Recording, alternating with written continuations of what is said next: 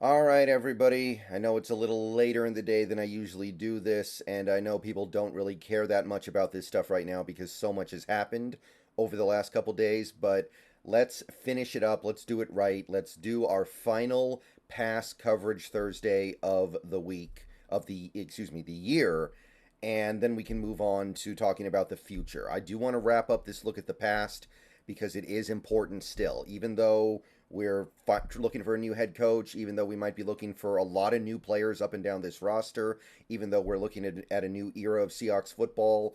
I do want to put the finishing touches on the era we just had. So, it's Pass Coverage Thursday. So, not only are we going to be looking at how things went against the Cardinals, we're also going to be looking at how things went in totality over the course of the entire season. So, linebackers. We're going to start with the linebackers. This was a big area of concern for this season. It went okay. It went okay. Bobby Wagner got targeted a couple times against the Cardinals, gave up about 20, 25 yards in coverage. Let me get the exact number while we're here, actually. Yeah, 21. So he ends his season with a not the worst he's ever done, but still indicative of a player that can't cover that well anymore, as well as a player who we just don't seem to be able to utilize properly to keep him out of those bad situations. So, Bobby Wagner, 546 yards allowed in coverage, 80% completion percentage. I've seen worse from Bobby, but he's clearly not the player he used to be, and this current regime just didn't understand how to keep him out of those bad situations. And we saw that it's possible. The Rams did it last year. When he was on the Rams, he did not give up nearly this much in coverage. So I don't think it's all him. Obviously, it has something to do with him, but I feel like there was a way to make this work that we just didn't embrace. Devin Bush gave up, I think, one completion in this game for 11 yards on one target. So he didn't play that much this year, but not bad. Not bad at all. He got targeted 15 times and allowed about 78 yards. That's about 5 yards a target. I can live with that. That's okay. It's a small sample size. I don't know if it means anything, but an 84.9 QB rating when targeted is good. Now, that doesn't mean I want Devin Bush back necessarily, but at the very least, I can look at this and say, hey, there's something to build on here if we decide to keep Devin Bush around in 2024. Again, I doubt it. But then we get to Jordan Brooks, and this was the really happy surprise of the season for me. Not only did Brooks play basically the whole year, he missed a little bit of time here and there, but he was really improved in coverage. He still gave up a high completion percentage, but I'm okay with that from a linebacker. That's not the end of the world. Unfortunately, he did get dinged in this game specifically a little bit. He gave up 60 yards in coverage, mostly on one kind of big play where he blew the tackle in the backfield. That ended up really hurting his bottom line.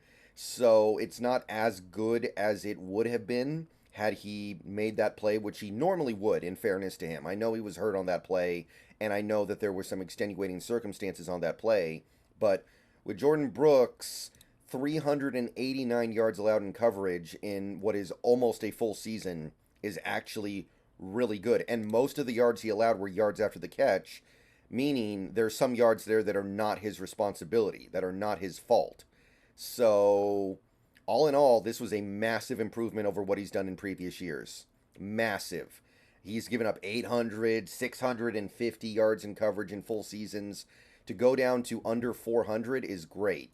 Even though he ended up giving up a pretty decent chunk of yards per target by the end of the year because of mostly what happened in this last game, if we're being honest. No touchdowns allowed, QB rating allowed under 90. Like, I'm impressed. That doesn't mean I want to bring him back for an exorbitantly high cost, but he is trending in the right direction in terms of his ability to not be the punching bag in coverage anymore. Now, part of the reason why that is probably because teams are like, well, why would I target Brooks when I can target Wagner? Like, Wagner's the easy target here, but still, Brooks improved, happy with it, good with it. All right, edge rusher. The Cardinals threw a lot of screens in this game, so they were going after our edge rushers a little bit. Boye Mafe was targeted twice. No completions, though, so forced his first two incompletions in coverage this year in this game. 8 of 6 now, 75%. Still, obviously, a really high QB rating allowed, but it's such a small sample size, I'm not going to trip on it. 8 targets is nothing.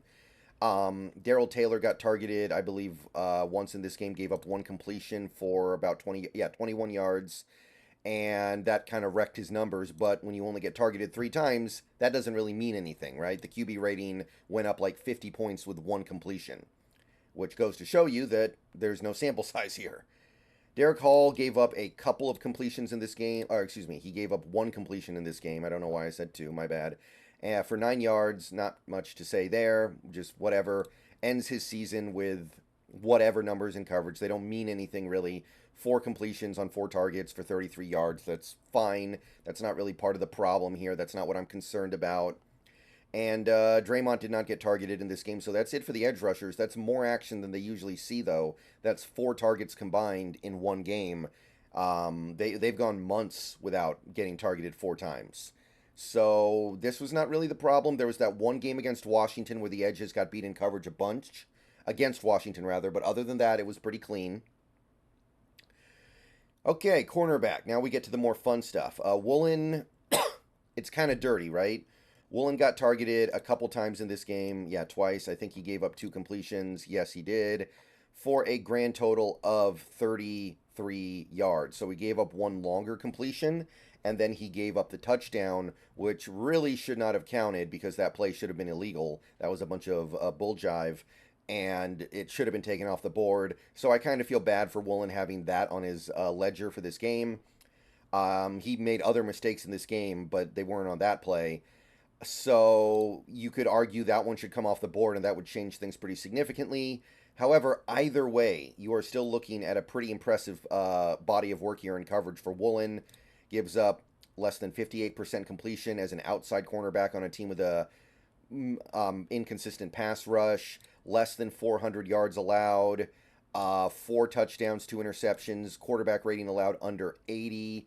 I will live with this. I will rock with this any day of the week from an outside cornerback on this defense. Now, he did miss some time. It probably would have been about 400 yards or 420 if he had played every game, every snap. He was benched for a little bit there. Maybe that pushes up to like 450 at worst. Still, there's something here that we need to cultivate. There is something here that we need to develop. I am not giving up on Woolen, and I don't think anybody else should be either. There is something special here going on. We just need to bring it out in the right way. Devin Witherspoon in this game, I thought played awesome. He was targeted quite a bit. He got 6 targets and allowed 5 completions, but only for a grand total of 20 yards because he was a remarkable tackler. He made some great tackles for loss. He was all over the place. I think he got a QB pressure in this game as well, which we'll talk more about tomorrow, excuse me. And while obviously his end of season numbers in coverage are not quite as good as Woolen's, he was definitely overall a better player than Woolen, and we have something very special brewing here. He ends the season giving up about 450 yards in coverage. He missed a little. I think in totality you could say he missed about a month's worth of games because of injuries. So take that for what it is. Maybe it goes up to like 550 if he plays in every game, which that's not great. But when he got targeted 84 times and would have been targeted probably closer to 100 times if he had played every game, that's totally fine. He's allowing 58% completion. If they want to pick on him, then by all means pick on him. 5 touchdowns, which is kind of unlucky more than anything. 1 pick, should have been a couple more. 88 QB rating allowed. I'm still rocking with Witherspoon. Special player. Deserves to win Defensive Rookie of the Year all day, every day. Make it happen, NFL. He deserves it.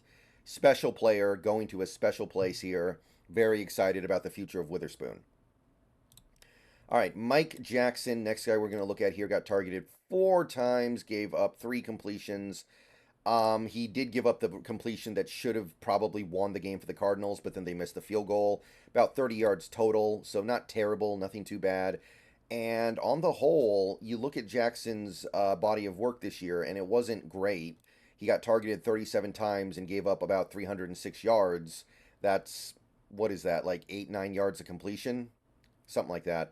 So it's not great, but no touchdowns allowed, 95 QB rating allowed. He ended up playing passable football this year, I feel like. And I don't know what his future is in Seattle. He may not have one. But as far as depth players go, I'm willing to live with the results here. Trey Brown, he didn't play a ton in this game. He got targeted 3 times, gave up a total of 2 completions, but significant yardage, almost 50 yards, about 44 yards.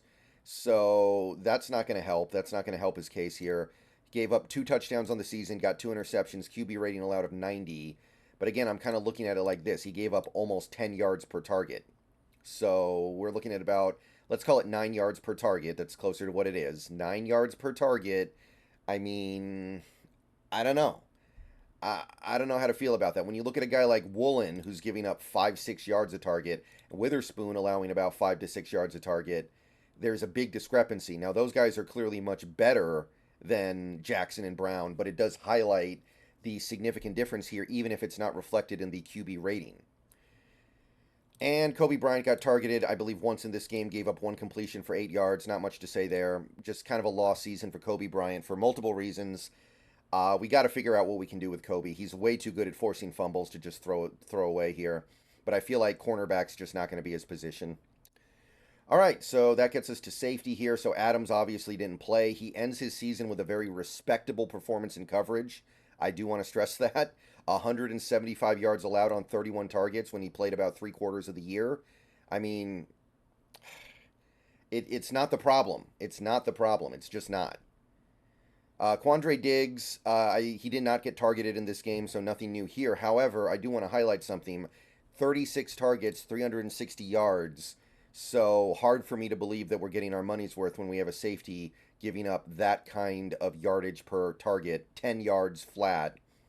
I have a feeling the next coach is going to come in and push him out. And with a performance like this, I definitely think it's time. And Julian Love got targeted a couple times in this game, yeah, twice, and gave up 7 yards. So that's fine. The season he had, however, is not so fine. 69 targets, 606 yards. He leads the team in yards allowed in coverage. 400 air yard targets allowed. 3 touchdowns allowed. The 4 interceptions are the saving grace here, which is why his QB rating allowed is so low. But he got beat up on. He got punished. And safeties are usually not like this. Just to give you guys some perspective, Jamal Adams gave up about 5 to 6 yards per target. Julian Love gave up around 8 to 9, close to 9 yards per target here. So there's a discrepancy there that some people aren't wanting to talk about right now because Jamal Adams is persona non grata right now in Seattle. But I don't know if Julian Love's the answer either. There's some stuff here that is not bad with him. The 4 interceptions are key. He had his best game of the year saving our season against Philly Sunday Night Football, which, great. He made great plays in that game, but 600 yards allowed in coverage when you don't even play the full season, when you're a safety, especially for a chunk of your snaps, is ugly. So I have concerns. All right, though. What I'm not concerned about is doing another pass coverage Thursday this season because that is all there is to say for this crew. So in totality, we learned some stuff this season. We got some promising growth.